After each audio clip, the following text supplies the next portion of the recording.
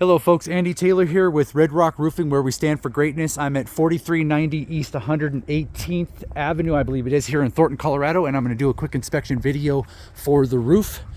Bear with me. At first glance, the gutters look like they're still very functional. I don't see any damage to them, and they do have gutter guards on the inside of them. What I did notice right away, though, was the hail damage that you can see on the gutter guards. These are really just plastic mesh, so any hail, whether pea size or even larger, which it looks like, is definitely going to damage these gutter screens. So first in getting onto the roof, I noticed, quite a bit of wear and tear that's up here until I finally got to the top and started noticing that there is quite a bit of hail. Now, first thing an adjuster will look for when getting onto a roof to do a claim for insurance is going to be called collateral damage.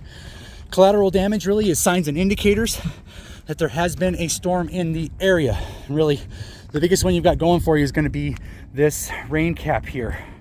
So once an adjuster verifies that there has been a storm, the next thing you're looking for is called spalding. Spalding is simply when hail strikes a shingle, dislodges the granules to expose the fiberglass undermatting.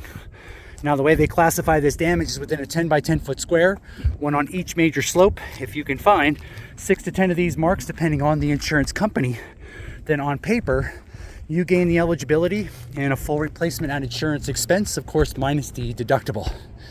Now, the roof itself has got lots of wear and tear.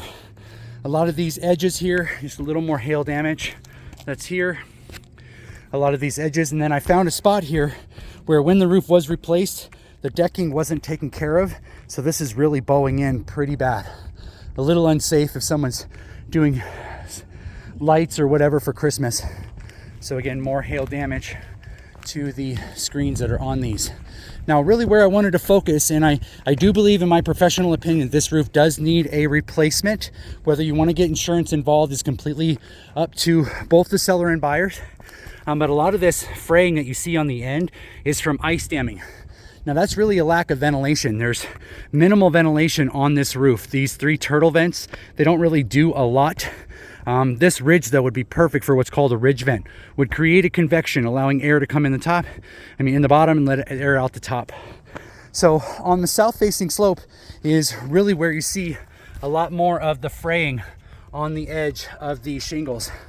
Now, this portion of the roof here is worse than a lot of the other portions here. I believe that this is a lot of where the heat from the thermal envelope rests on this side, and it really has gotten to the shingles going up.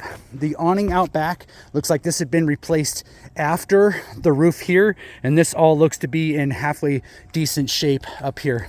But then again, you get right to the roof itself, and you can see all of the fraying going on. Again, more hail that's up here.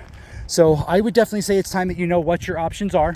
For lack of a better term, this roof has definitely seen its best days. I don't want to say that it's shot, because that's kind of rude, but it's shot. I do apologize.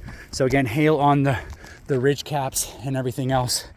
I really appreciate the opportunity to get out here and to bring you up to speed. Again, it's Andy Taylor with Red Rock Roofing, and just to show a little bit more of the damage down there, there's hail all over this thing. And then this spot here is just really lost a lot of granules, and I believe that's due to the ventilation in the garage. It must be very hot during the summer in the garage. Thank you very much. I'm going to go ahead and sign off.